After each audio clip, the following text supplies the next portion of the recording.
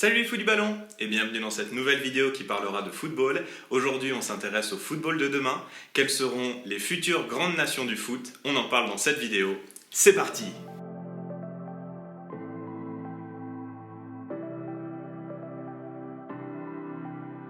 Salut Colin, comment vas-tu? Salut Johan, ça va très bien et toi? Ah bah écoute, très content de faire cette vidéo avec toi aujourd'hui. Est-ce que d'ailleurs tu peux nous présenter un petit peu le sujet? Évidemment, quand on parle des grandes nations du football, on parle du Brésil, de la France, de l'Angleterre, de l'Espagne. Ça reste un cercle très fermé. Et on s'est posé la question, est-ce qu'il y a un pays qui pourra, dans 20, 30 ans, intégrer ce cercle très fermé? Et du coup, histoire de choisir ce qu'est une potentielle future grande nation, on a listé un certain nombre de critères. Le premier, qui pour moi est le plus important, c'est le côté culture foot. Est-ce que le football est un sport majeur dans le pays? Le deuxième point, c'est le niveau du championnat. Déjà, est-ce qu'il y a un championnat dans le pays? Et si oui, est-ce que c'est un championnat qui est reconnu à l'international? Et le dernier point, c'est le côté un peu politique ou économique. Est-ce qu'il y a des intérêts extra-sportifs pour que le football se développe dans ce pays? Un autre critère très important que tu n'as pas énoncé, c'est la crédibilité de ce projet. Si par exemple demain la Suisse dit « on veut devenir une grande nation du football mondial », bon, on aura de la peine à y croire parce que la Suisse est trop petit, il n'y aura pas un noyau de joueurs suffisant pour avoir beaucoup de grandes stars suisses, parce que la Suisse ne va jamais investir énormément d'argent dans un projet pareil, alors que dans d'autres pays ça peut être le cas. Et ces projets crédibles, on en a sélectionné deux. La Chine, celui de la Chine et celui des États-Unis. On a donc divisé cette vidéo en deux parties. On va d'abord parler de la Chine, puis après des États-Unis. Et pour chacun des pays, on va d'abord parler de leur passé, puis regarder un petit peu comment ça s'est passé, comment ça se passe aujourd'hui, plus ou moins 10 ans, on va dire. Et on va évoquer aussi l'avenir à moyen et long terme de ces deux différents projets. Je te propose de commencer par la Chine. Parle-nous du passé footballistique de la Chine. Merci bien, ce fut très instructif. Passons maintenant au présent.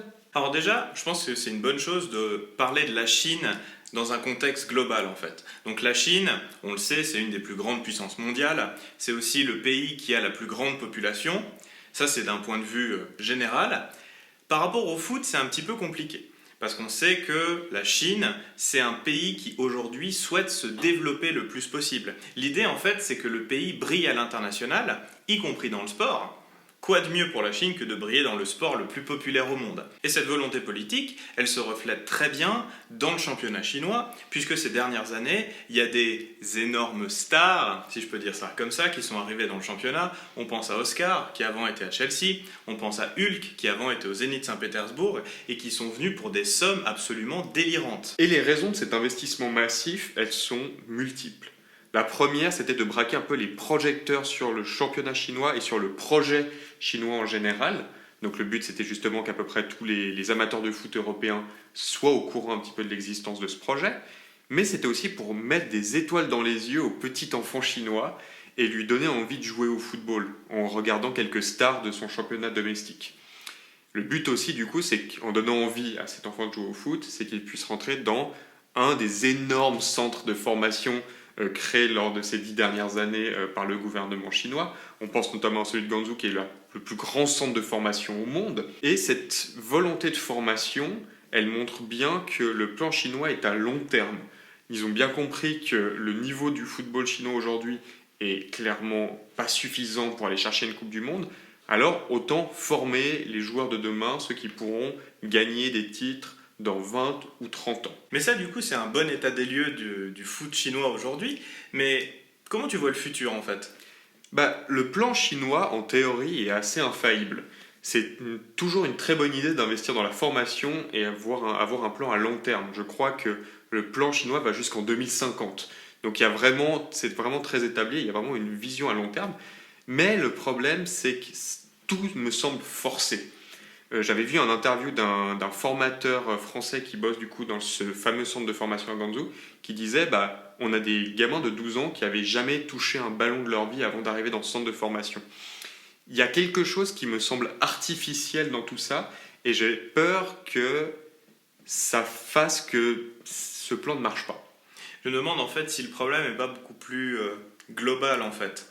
Parce qu'aujourd'hui, il y a peu de gens qui jouent au foot en Chine. Il n'y a pas de championnat amateur par exemple, et même si tu prends la la démographie des villes, en fait. Les villes sont tellement serrées, il y a tellement peu d'espace, que si tu décides de construire un centre de formation dans une grande ville, ben en fait, tu n'as plus de place pour construire un petit terrain de foot dans lequel les enfants du quartier vont pouvoir venir jouer. Et ça se voit aussi dans la politique globale de la Chine. Je pense notamment au côté individualiste. Je pense notamment à la politique de l'enfant unique, qui aujourd'hui n'existe plus en Chine, mais il y a encore des traces aujourd'hui. Et en fait, ce côté individualiste fait que la Chine est une des meilleures nations au monde si tu considères les sports individuels. Si tu regardes les JO, le nombre de médailles d'or que les Chinois arrivent à avoir, c'est assez incroyable. Mais si tu regardes les sports collectifs, malheureusement, ça marche pas. Et ça vient du fait qu'en Chine, il n'y a pas cette notion de se sacrifier ou se dépasser pour l'autre. En fait, le foot, c'est vraiment un sport où chacun doit se battre pour son copain, si je peux dire ça comme ça. L'objectif, c'est pas juste d'empiler les meilleurs joueurs pour faire la meilleure équipe. Et ça, du coup, ça se retrouve pas malheureusement dans la philosophie chinoise. Mais du coup, ça nous donne peu d'espoir en fait pour ce projet chinois, même s'il est vu à très long terme. Il y a beaucoup de voyants qui sont au rouge. Pour moi, en fait, le seul dernier espoir que peut avoir la Chine pour que son projet arrive à maturité, c'est de trouver son Yao Ming du football. Donc Yao Ming, c'est un ancien joueur de NBA qui fait 2,20 m, enfin il est gigantesque, multiple All-Star, il a même été Hall of Famer. C'est une superstar du basket américain, mais c'est surtout lui qui a du coup démocratisé le basket en Chine. Aujourd'hui, le championnat chinois de basket est un des meilleurs championnats au monde, et c'est en partie grâce à ce fameux Yao Ming. Si demain, un joueur chinois peut devenir une des stars du Real Madrid, du Barça ou du PSG, ça pourrait complètement relancer ça. Mais aujourd'hui, on ne voit pas trop quel joueur pourrait devenir ce fameux Yao Ming. Donc, à voir. Et du coup, ça va clore cette première partie sur la Chine. Je te propose de passer à notre deuxième choix, qui est le choix des États-Unis. Est-ce que tu peux nous présenter un petit peu déjà le passé footballistique des États-Unis ? Oui, on va commencer en 1994 lors de la Coupe du Monde de foot aux États-Unis, où c'est là en fait où le football s'est ouvert au grand public américain. Enfin, en fait, les gens ont commencé à connaître ça et ont vu qu'il y avait un réel engouement et qu'il y avait vraiment une culture footballistique ailleurs dans le monde. Et à partir de là, on a vu gentiment la culture footballistique s'agrandir du côté des États-Unis. Un autre point, c'est l'émergence des premiers bons joueurs américains. Je pense notamment à Howard, qui a été le gardien d'Everton pendant plus de 10 ans. Je pense aussi à Landon Donovan, qui a aussi joué en Première Ligue, puis est devenu une des stars justement de MLS. Et en parlant de MLS, ce championnat a vu arriver il y a une dizaine d'années ses premières superstars, gentiment en pré-retraite, mais tout de même ses premières superstars. Je pense à David Beckham et à Thierry Henry, qui sont venus et qui ont permis en fait d'avoir une vraie visibilité de ce championnat à l'international. Et ça, en fait, c'est un petit peu l'état actuel de la MLS, donc ces gros investisseurs qui viennent faire grandir des franchises. On pense notamment à Red Bull, qui a repris New York. On pense aussi, tu parlais avant de David Beckham qui a créé sa propre franchise à Miami, en Floride. Et ça fait qu'on entend beaucoup plus parler de la MLS aujourd'hui. D'ailleurs, dans les journaux qu'on suit, chaque semaine, il y a un petit article qui parle de la MLS. Ça fait aussi que maintenant, il y a certains joueurs qui viennent de la MLS et qui viennent jouer en Europe. L'exemple parfait pour ça, c'est Alphonso Davies, qui a gagné l'année passée 6 titres avec le Bayern. Mais d'ailleurs, pendant que j'y pense, toi, tu as habité quelque temps aux États-Unis. Est-ce que tu as eu l'occasion de voir des matchs de MLS ? Oui, alors j'ai suivi un petit peu la MLS directement aux États-Unis. Et premièrement, la culture footballistique des Américains est presque inexistante. Donc j'y étais, je suis allé voir Real Salt Lake contre le LA Galaxy. De Zlatan. Du fameux Zlatan, qui est considéré en Europe comme quasiment un demi-dieu. Aux US, on ne le connaît pas, tout simplement.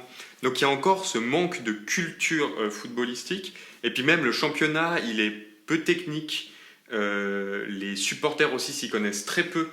Il y a encore ces petits soucis, mais ça progresse gentiment, il faut quand même le dire, de plus en plus aussi de bons joueurs qui sont là. Et une autre raison de penser que cette culture footballistique va grandir, c'est aussi l'éclosion de ces jeunes pépites américaines qui sont devenues gentiment des titulaires dans des grands clubs européens. Je pense à Pulisic du côté de Chelsea, ou à McKennie à la Juve, ou encore à Dest qui a malheureusement pris le bouillon face à Mbappé, mais qui est quand même titulaire du côté du Barça. Donc il y a cette jeune génération d'Américains qui est là et qui vont devenir les stars de la sélection de demain.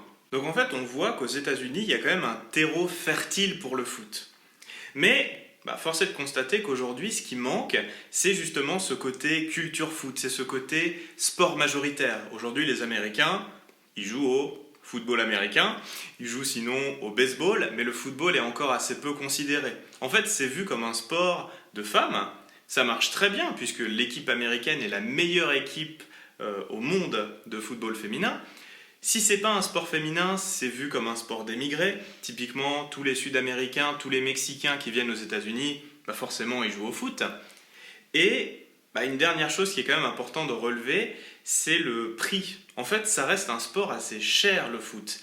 Bêtement, les États-Unis, c'est un pays qui est très grand. Et si tu as un championnat amateur qui couvre, peut-être pas tout le pays, mais en tout cas une grande surface, tu vas devoir payer tous ces transports, et ça fait que le coût d'une licence amateur aux États-Unis, ça coûte énormément cher. Et c'est pas pour rien d'ailleurs que les pépites dont on parlait avant ont été formées en Europe. Et c'est encore ce qui manque d'après moi du côté des États-Unis, ce palier qu'il faudra franchir pour devenir une grande nation, c'est ce côté formation. Il faut que ce sport se démocratise, devienne moins cher, il faut qu'on ait des centres de formation aux États-Unis. Et c'est cette prochaine étape que les États-Unis vont devoir franchir le plus vite possible s'ils veulent être là. Et du coup, ça contraste bien avec ce qu'on disait avant sur la Chine. Donc on disait que la Chine, c'est vraiment un pays où c'est difficile de mettre en place la culture foot. C'est pas le cas des États-Unis. Et donc même si aujourd'hui le niveau de formation n'est pas autant avancé, il y a déjà, je disais avant, ce terreau fertile. Et en fait, il manque plus que ce déclic-là, c'est un petit peu le dernier obstacle qui fait que si les États-Unis arrivent à populariser le football, alors à ce moment-là, ça deviendra une énorme nation, ou en tout cas une grande nation du foot. Et ce sera d'ailleurs la conclusion de cette vidéo.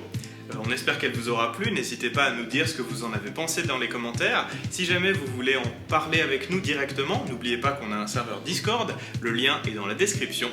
En tout cas, on se réjouit de vous retrouver la semaine prochaine dans une nouvelle vidéo. Salut, ciao!